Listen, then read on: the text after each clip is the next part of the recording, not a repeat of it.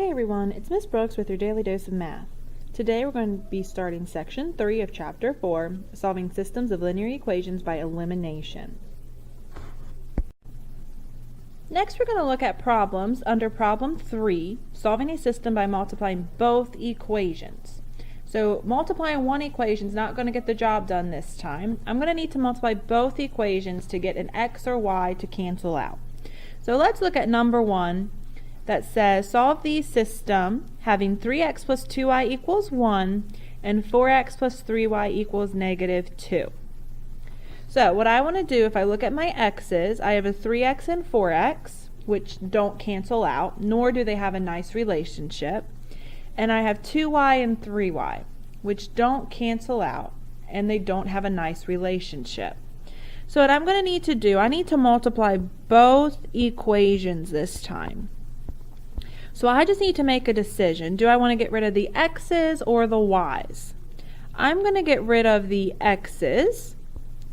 So what I'm going to need to do is multiply the first equation by the coefficient of the second equation. So I need to multiply the first equation by 4. The bottom equation is going to get multiplied by the coefficient of the first. So I'm going to multiply the bottom equation by 3. I also need to make sure that my x's, one is positive and one is negative. Well, right now they're both positive, so just stick a negative with one of your coefficients. So I'm going to make it a negative 3 on the bottom that I multiply by, and a positive 4 at the top. So when I multiply, you'll see I now have a system that will cancel out in the x's. So let's get it set up. 4 times 3x is 12x. 4 times 2y is 8y. 4 times 1 is 4. On the bottom, I'm multiplying by negative 3 times 4x is negative 12x. Negative 3 times 3 is negative 9y. And negative 3 times negative 2 is 6. The x's cancel because I have 12 and negative 12. 8 minus 9 would give me negative 1y. 6 plus 4 would be 10. And when I divide by negative 1 on both sides, I'm going to get that y is negative 10. So once I get that y is negative 10, I just need to plug that back into either equation. I'm going to plug back into the first one. 3x plus 2 times negative 10 equals 1. So that's 3x minus 20 equals 1. Add 20 to both sides. That's 3x equals 21. And divide by 3, so x is 7.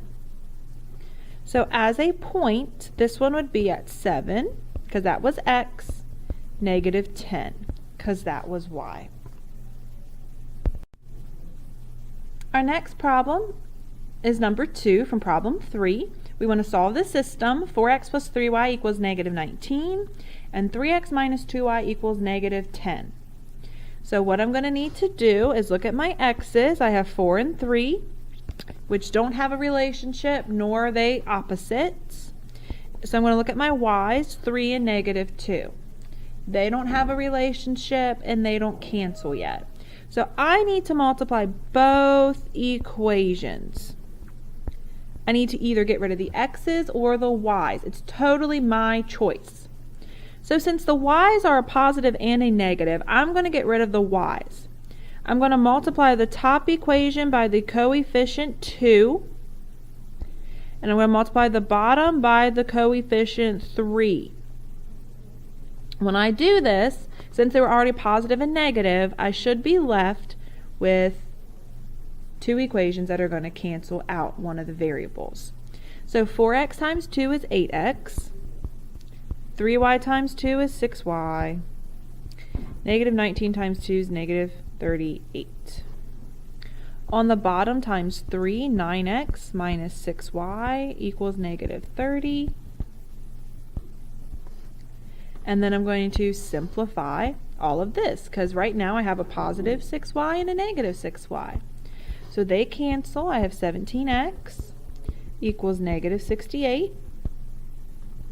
And when I divide by 17, 17 goes into 68 4 times. So this would be -4.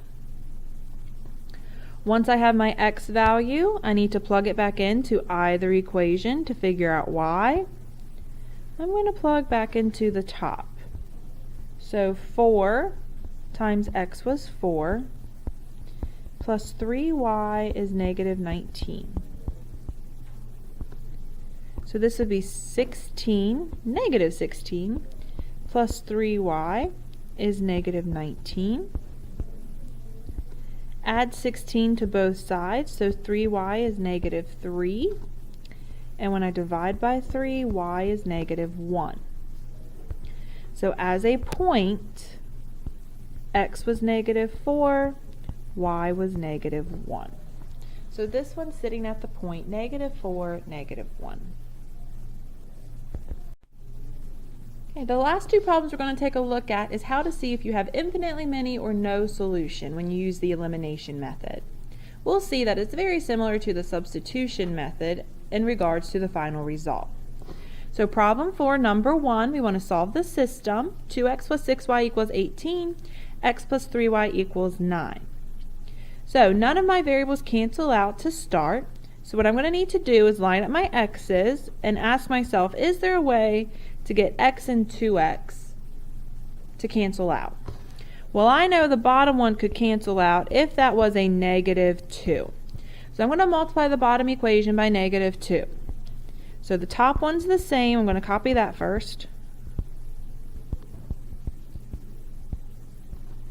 The bottom one, however, is going to be -2x minus 6y equals -18 after I multiply everything by -2. So the x's cancel out, which is what I wanted, but the y's are also canceling out. So when everything cancels out, we need to write down that means there's 0 on that side, equals 18 minus 18, 0.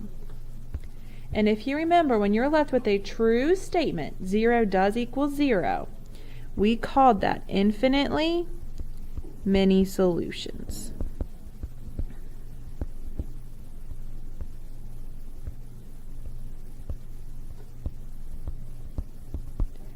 So true statement left, infinitely many solutions. Now our last example is number 2 from problem 4. We want to solve the system -2x plus 5y equals 7 and -2x plus 5y equals 12.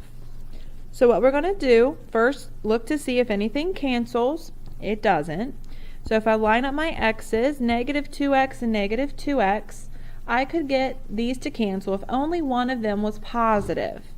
So I'm going to need to multiply one of the equations by a -1. So the top equation I'm going to leave the same. -2x plus 5y is 7. The bottom equation, I'm going to change this now by multiplying everything by -1. So positive 2x minus 5y is -12. The x's will cancel. The y's are also canceling. So all I have left is 0 on the left, and 7 minus 12 is -5. So 0 equals -5. That's not true. We would call this one no solution. False statements result in a no solution answer. So this concludes our lesson on being able to solve systems of equations through elimination. If you have any questions, please ask Miss Brooks. Otherwise, we'll catch you next time on your Daily Dose of Math with Miss Brooks.